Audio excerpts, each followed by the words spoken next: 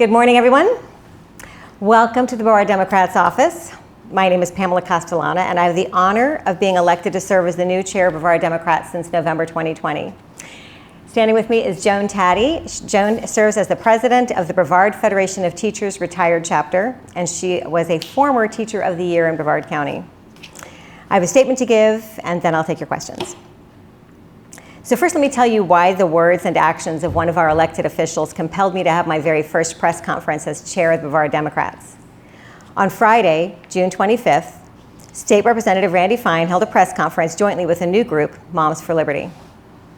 It's unclear what the goal of the event was, whether it was to attack our school board for hiring a director of equity and diversity, or to defend his preference to not accept federal COVID relief funds destined for our public schools, saying, "We don't need it."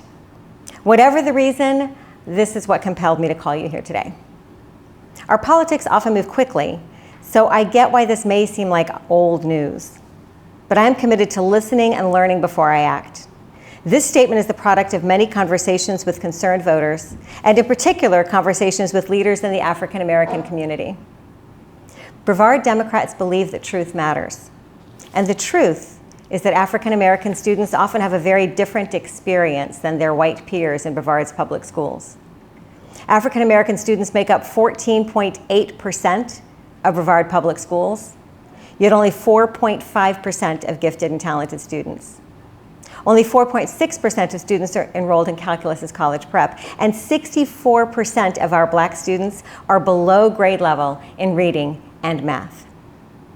Yet they account for 33.4% of in-school suspensions, 33.7% of out-of-school suspensions, and 26.2% of expulsions. How many gifted and talented students are we missing through whatever circumstances have perpetuated and furthered this gap over the years? Brevard Public Schools acknowledge these shortcomings and growing educational gap and hired Dr. Danielle McKinnon in November of 2020 to eradicate these types of student achievement and employment inequities. Representative Fine takes issue with the word equity. He believes that equal access to education is enough for Black children, but we can clearly see from these statistics that there is something wrong with the outcome of the educational experience for Black students. Mr. Fine and Moms for Liberty are now opposed to the use of school board funds to make that higher. Mr. Fine loves to bring up the name of Dr. Martin Luther King Jr. In doing so, he completely misrepresents King's every word. Lest we forget, King was arrested for protesting and wrote some of his most famous words from a jail cell in Birmingham, Alabama. As he said in that letter, "Injustice anywhere is a threat to justice everywhere." Mr. Fine is fighting against educational justice for all in order to score some political points with his base. It's a coordinated disinformation campaign across the Republican Party. Right-wing activist Christopher Rufo, the architect of this effort, said, and I quote, "We have successfully frozen their brand, critical race theory, into the public conversation and are steadily driving up negative perceptions. We will eventually turn it toxic." End quote. I believe that Brevard County voters are smarter than that. I have to believe that they are. While throwing around quotes by Dr. King, Mr. Fine missed this one on education. The function of education, therefore, is to teach one to think intensively and to think critically. But education which stops with efficiency may prove the greatest menace to society. The most dangerous criminal may be the man gifted with reason, but with no morals. End quote. Or this one. We know through painful experience that freedom is never voluntarily given by the oppressor. It must be demanded by the oppressed. Frankly, I have yet to engage in a direct action campaign that was well-timed in the view of those who have not suffered unduly. End quote. Mr. Fine loves the dream that Reverend King spoke of, but ignores the history of oppression which led to it. Dr. King giving a speech, however impassioned and effective, isn't what makes our country great. Our country's ability to face its flaws, as amplified in that speech, and work to correct them is what makes our country great. The faulty foundation of the Champlain Towers wasn't acknowledged, and it collapsed. Our country must not be allowed to do the same. Our county can and should lead statewide efforts to close the education racial gap. I am proud to have two daughters as products of Brevard Public Schools, one of whom is now a teacher herself, with 3 of my grandchildren all attending Brevard Public Schools. I'm grateful that their school board has chosen to face the hard lessons of our history, the effects of those lessons on our present, and teach them to administrators and teachers so they can be more aware of them and prepared for them. Studying the facts of our nation's history can only serve to strengthen as we rebuild, refortify, and repair. Hiring professionals to bring their expertise to the conversation is not threatening. As we can see, it's necessary. A Moms for Liberty spokesperson told me that she didn't want her children exposed to anything of which she didn't approve. What do we do with Americans who believe the earth is flat? Do we not teach the fact proven by men from our own Space Coast that it is indeed round?